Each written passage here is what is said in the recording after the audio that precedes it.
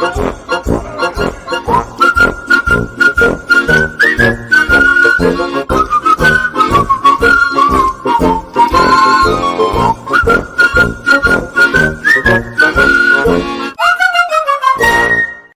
piece of advice you would give to someone at the beginning of their journey who is afraid to take the first step?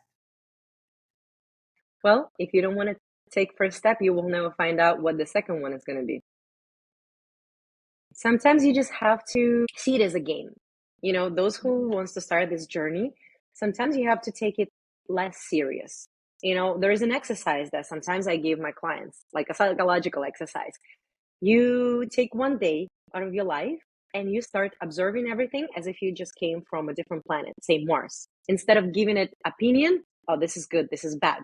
You just say, oh, how interesting. Oh, I just went on audition and they refused me. Oh, how interesting. So you changing your brain perception on how to take it. And I'll tell you why also. I'll give you an example. I also did modeling, right? Like in New York for like when I was younger. So the reason how like I ended up being a model, I always wanted to be a model. And I thought like it's another like level when they say whether you're beautiful or not, right? Like it's kind of like also a stereotype. You can be a model only if you're beautiful or only if you're tall or whatever it is. So I found this, I wanted to see it from inside. So I found this internship in one of the biggest model agency in New York. So I went there and they gave me a job as an intern. So I had to go to the bank. I had to write emails. And on Tuesdays, we had open calls. That's when all of the models from all over the world, if they New York or locals, doesn't matter, they would line up at 10 a.m. by the doors. And I, as an intern, I had to go and had to collect their portfolios with their pictures and everything, right? And so, in my opinion, again, first, when I arrived to the office, I thought that it's going to be like Devil Wears Prada. That was like my favorite movie. I thought everybody's wearing, you know, like a designer clothes and everybody's feet and all this stuff. So far from reality. It's just a regular office job. Half of these people don't even care about fashion. And we're talking about fashion, you know, model agency. Okay. That's already like the first stereotype that like was ruined for me. And then I go and I collect all of those portfolios of all the people who wants to become a model. And I'm thinking to myself, if I would go to the open call, because it happened to me before, you know, I had auditions for singing, right? And I am going to be rejected. I'm going to take it very personal because I feel that means I'm not good enough. That means I don't fit there. That means they don't want me. That means I'm not good. What did I learn from these open calls? I pick all of the portfolios and I bring it upstairs. And then they just go with all these pictures, right? And they go to the wall full of portfolios of current models. And they look through them and they literally just go by the type. Okay, so we have Asians. Yes. Okay, so we have, we don't have enough ginger hair. Can you take, you know, like digitals of this girl? We need some new. And so it's pretty much like, I don't want to say goods, you know, like when you go to the store, but it's mainly, they look at it more as a business, right? And then on top of that, they also look on how, like, do you have problems with your documents? Are you traveling or you actually living here? Is it going to be easier to pay you or not? So at the end of the day, it's not fully or only on your beauty or how fit you are, you know, it's really about how beneficial it is for business. So that changed my perspective 100%. So I started telling people, don't worry, just go to a different agency. Maybe, you know, your type is needed there, but we have enough of people looking like you in our agency. Yeah. So basically, look at yourself as a product rather than, oh my God, it was an attack on me as a person, as this identity, as this, yes. you know. So, you know what what I've learned also when I was working recently with whoever, you know, like local artists in New York, and the reason why they're never going to become successful, they don't have enough business mindset. They don't know how to sell themselves. They know they're talented and they can be on stage, but they don't know how to sell themselves. That's why those people either going to find a really good agent who's going to sell them because they see their talent, which is usually, you know, like the case, right? You have to really get a good agent who will be pushing you. And if you don't have a good agent, you have to become your own agent, which means you have to learn a business aspect of it. And you have to understand now not how to get upset when you're being rejected, but see it in a business perspective. Like, for example, if you do targeting market on, say, in social media, you spend whatever, like $100. Out of this $100, you say get 50 leads. Out of this 50 leads, only 10 gonna end up interested to be work with you, and then you're gonna close out of those 10 maybe 2 or 3. So then you see your conversion. The same thing, here. And so many people who are creative people, they feel like, oh, I don't want to do that. That's like so, shallow, like I just want to perform and make people happy. Yes, but without this aspect, you're never gonna make it. You have to understand that sometimes marketing and, like selling yourself as an artist, it's a skill that you have to learn. Otherwise, you're just not gonna make it. That's true. Business part of the craft is something totally different than the business aspect Yeah. of Yes. Yes. absolutely. It's totally a different world and the different scales. Mm-hmm. Absolutely. This question, like for me, and I would love to hear your perspective on it. Tell me about your experience with analysis paralysis. Analysis paralysis. Realizing, oh my God, is this perfect enough? Is this good enough? Am I doing what needed to be done before even I do something? Mm-hmm. And then you get so paralyzed that you don't even do anything. Mm-hmm. Have you ever experienced that? I know you Oh, yeah. started performing at very young age, Oh, yeah. but Oh, yes. what was your experience with this? Absolutely. So to me, more connect with that as being a perfectionist. Okay. And a lot, it's pretty much the same, because when you're a perfectionist, you trying to make everything on 100%, so you end up not doing it because it's not good enough. So it's very similar to what you're saying. And of course, on top of that, there is a lot of questions. Is it good enough? Is it people going to like it? Or maybe I have to do this. Like, for example, I'm going to record my first video, or I'm going to do my first podcast. But what if it's not going to be good enough? But what if people not going to like it? Or this and this and this and that, and you end up not doing. So of course, I went through that. But a lot of my experience, what helped me to start doing a lot of things, it's when I start working with other people. Because when I start seeing things that I am doing, and I think it's like, I have to figure it out, and I start seeing other people doing it, I start giving them advices, and I'm like, oh my God, I have to go after my own advices, because I see now from outside how much it's stopping people. I'll give you an example. I had a client.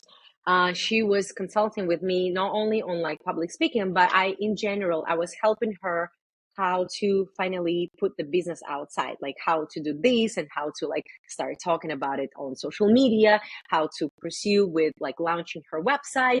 And I remember we would sit down, and because I write songs, it's easy for me to create beautiful descriptions. And so we sit down and we go in over a description, and I gave her, like everything which I know it's good enough for right now. And she sits down and she says, but maybe we can change that. But what if I think the shift is not good enough? We need to improve it. I'm going to call a designer and we're going to change that. And I told her, listen, we have to launch it today. And as we go, we're going to improve it. What you're trying to do, right? And I told her, what you're trying to do, you're trying to go from 0 to 100. It's like you're trying to do one exercise on being flexible, and you think you're going to do split next day. It's not going to happen. You're going to break yourself. First, don't do on 10 to be satisfied. Do at least on 2. Give yourself 2. I know it's going to feel uncomfortable because it's only 2 and you think, oh my God, everything has to be perfect. But then it's going to be 3 and then 4. The same thing with voice. I have people who says to me, I want to start recording reels and talk about my expertise and give people, this videos. And I say, okay, so record it. And they record. 40 minutes later, they send me a screenshot of millions of videos and none of them are posted. And I said, why? Oh, here my hair don't look good. Here I look weird. This is the light. And then what I say, I don't like it. And I say, just post it.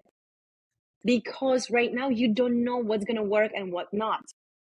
You know, like I think again, me also another thing, once I start learning about business, it helped me to stop being so self-absorbed on those like analysis paralysis, because I know Yeah. that I'm not going to get any results. But today I might do it, but not do it perfectly. But if I start today, half a year from now, I can compare and I see how great of a adventure I went through. And another thing, get yourself a coach. That I cannot emphasize enough. If people think sometimes, oh, I'm going to do everything on my own, it's going to take you so much longer. When you have a person next to you who's going to tell you, no, we're not changing the shift, we're not changing things, we're just launching it. And then we're going to change things as we see the feedback. Because otherwise, you're not going to do it. So the coach next to you will share the experience, especially those who went through that. And a lot of people don't want to invest in that. That's why they lose another year and another year and another year. Certain things can be already pushed within 3 to 6 months. You can have a great results. But they continue being in the safe zone. 100% agree with the coach, because you can only go so far by yourself. Yes. Again, because the picture of the life that you're living, this is your ceiling. So I call it always like a ring. Imagine like your ring of life is this big. And imagine the coach ring life is this big. And sometimes you're not supposed to, like sometimes, people think, oh, I'm going to hire a very, very, high-end coach, which costs, say, I don't know, 100,000, right? But their ring of life is this much. They are supposed to be only a few steps ahead of you because it's still fresh in them how to help you to go through those. So they kind of open up your gate and they bring you to the next level of the ring of life with all of the experiences. And then you grow and grow and grow. So this is how the exchange of energy in the world works. In order for you to receive, you have to be ready. And like we kind of, that's like the wisdom in life, right? First we learn, then we improve it in life as our art, and then we start give, because we already accumulated so much knowledge, so we have to share and give it. And that's how generation by generation we pass it. Right. So tell me, what's next in your journey as a Mhm. voice coach and artist? Are Mhm. there any upcoming projects that you are working on? I have, few interesting projects that always come my way. One of them has to do with fashion. I have friends who running fashion shows in Miami, and they always asking me to participate and collaborate, either like a host or they have so much opportunities for partnership, because I'm really good with communication. They say, hey, listen, if you know anybody who wants to be a partner and sponsor, because it's a good, beautiful audience. So, and I'm trying to stay away from it because I want to concentrate on creating my thing. So to me, what I do right now, I have a couple of projects. One of them, I create a group of girls who I use my own songs as a transformational level from being afraid to being seen through the voice. So I create a space online, a safe space for them where they can learn about voice through like theory, and at the same time through practice they learn how to sing with me this particular song, this particular words, and they release that like all the fears through that program. That's online, and my goal is to make not only like in person where I teach them, but I also have recorded lessons so people can buy it on demand. And that's one thing. Another thing, I have another girl who is interested. She told me it's my dream of life, I want to record and release my own song. So we're talking about right now how it's gonna be, but I'm gonna be writing a song for her, and then she's going to be flying to New York, and I'm going to record her in the studio so she can fulfill her life dream. That's like in terms of like my coaching. But other than that, there is a lot of things. For a creator, if there is nothing happening on the outside, she will create her own project, right? Absolutely. Like you don't have to ask me, like I sometimes in the nighttime come up with ideas and I'm like, oh my God, like for example, one of my dream There's one hotel that I absolutely love and adore in Venice, Italy. And I have a dream. I want to do a retreat. Like I already have experience when I did a couple of partnership retreats where I was teaching voice and giving some voice workshops, but I want to create my own and I would love to do it over there. Uh, Oh, so you are in New York and your classes will be held online and in person in New York. For the audience members who would like to take lessons with you and work with you, where they can find you. there is a couple of formats how I work. Mainly, I work online because, for example, the group that I'm folding right now, some of the girls are from Denver, some of them from New York, and some of them from Europe. So obviously, like online space, thank God to Zoom, like we can meet and I can guide them there. But I also, the last outside offline few-day workshop I did in Florida because I was a host for a film festival. And because it was kind of matching, we advertised a live workshop for voice and those who want to learn how to work with their voice. And yeah, I had a group of like 10, 12 people in offline sessions. We had like a couple hours a day. And if I have enough of people, like at least between 7 to 10 or 12, of course, I can plan. First, what I recommend to start with, come to me for a free voice diagnostic. That's what I do first, because in order for me to understand how I can help you and if I can help you, I have to talk to you in person. I have to know your story. Like I'm very careful with each person that I take as my student. I have to understand why you want to do that, right? And then I explain how I work, and then we understand, okay, we can create something. I can help you. And then it's either going to be personal or group session, or if you say Veronika, I'll give you an example. I have this lady from Denver, and she is actually have a group of girls that she is doing some type of like meditation, and she has up to like 50 girls who goes to her for her meditation sessions. And she's like, would you be comfortable one day if we do a workshop in Denver and you can fly in and we're going to do it? And I said, of course, I'm open, because that makes sense if you already have a group of people who are interested.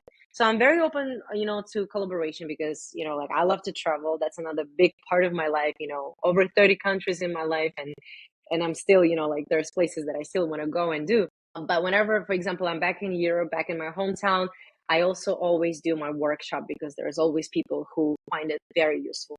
So most importantly, just, to do a first connection with me. And from there, I'll tell people how to communicate and work with me. Perfect. So all this information are going to be on your website. Website, and mainly the better is email and personal phone number. I would want to talk with you like forever. You have so many good insights and wisdom that I want to learn. Thank you. I will ask one last question and we can finish this episode for now.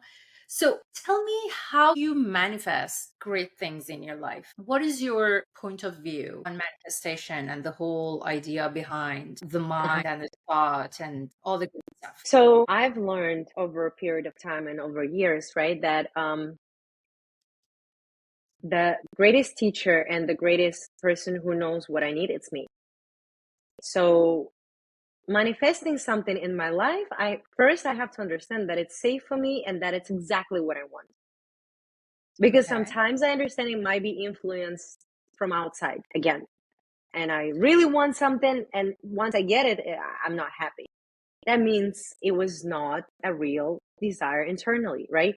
So that means I have to have very clear surrounding around me, and I have to do self-talks. So when I'm by myself and I spend a lot of time by myself, I do self-talks. I kind of creating myself into this reality, and I see how I feel there myself. Do I feel there comfortable? Like this dream that I have, does it make me truly happy? Do I really feel it resonates very deeply in me? And then I can even go further. Why do I want this? Why do I want this? And once I hit the bottom that it says, absolutely, that's exactly what I want. Every single molecule in my body says yes. And like, sometimes I have goosebumps and I'm tearing down. And I said, this is it. This is so authentic to me. This is my true desire. That makes me feel alive. Then I understand that I will need to do things that are probably going to be uncomfortable, but that's exactly what's going to bring me into that reality. So I think very important, once you understand this is it, this is my dream, you have to switch then from seeing it as your dream to it's my goal. Because dreams can stay dreams for the rest of your life. But Yes. once you make them your goal, then your brain start creating steps how to achieve this goal, right? So your brain kind of start constructing the path towards it, and the right people start coming to you, the steps that you will be doing towards it, like it's not any longer that emotional, oh my god, I have to have it or the life is going to end. No, then again, like if you see something written down, that's what I wanted to say. So very important for people, especially who trying to achieve something and they think that they're not lucky, or if I had more time, or if I had more money. After we turn 25, like before 25, we have indirect neural connection in our brain, and that's when we build in our life values based on what we saw. But after 25, our neural connections become direct, which means you direct them. You say yourself, I want a beautiful body. And your mind say, okay, then we have to go to the gym. Then you say, I want to achieve and learn how to sing. And your brain says, okay, then we have to take lessons and we have to find the best specialist who works for us, right? So after 25, you have no excuse any longer, because you literally creating direct connections, which leads to decisions, which leads to actions. So manifestation is not that really difficult. People sometimes think it's something you just have to sit and meditate and things come to you. No, it doesn't work like that. The circumstances might starting lighting up, like you will meet correct people. Like I'll give you example. I wanted to do performance in Manhattan. When I wrote all my songs and I had my musicians, I said to myself, I really would love, this is my dream. I really would love to have performance of my own songs with my musicians on Manhattan. A week later, I'm meeting my friend on the rooftop in the restaurant, and we're having a good time, and the manager comes by and he's asking, how you guys doing? Everything okay? Is there anything I can do for you? And I say, yeah, this is an amazing place. And he said, oh, come on the weekend. We have a band who plays here. And I said to him, I actually have a question. Do you open to collaborate? Do you do any type of performances? And he said, yes, we are. And I said, I'm a musician. I want to sing. He's like, well, let's talk. Here's my number. Wow. I said that within a month, it was scheduled. I mean, it took a little bit longer because I had to go and I had to check music and this and this and that. And at the end of the day, honestly, it was not the best place because, the acoustic was not right and the crowd was not super, that I would like to have. But I still had those people who I invited. I still manifested it. It still happened. Again, it was not 100%. As a perfectionist, I was not happy. But it was that milestone where I said, okay, now I know a place has to be this. The musicians has to be that. Like the conversation has to be that. But the whole point is I didn't spend hours reaching out to different places. I just manifested it because I wanted it. I made a conversation and it happened. Yes. Because the energy and surroundings were prepared for that. So basically, yeah. That exactly works the way that you described it, because I have worked on this wanting and declaring basically the way that I put it, what you want with the most clarity possible. And I have, as a matter of fact, a notebook that is just for my wants. And I just jot down whatever I want. And I went the other day through all those pages that I have written over the years.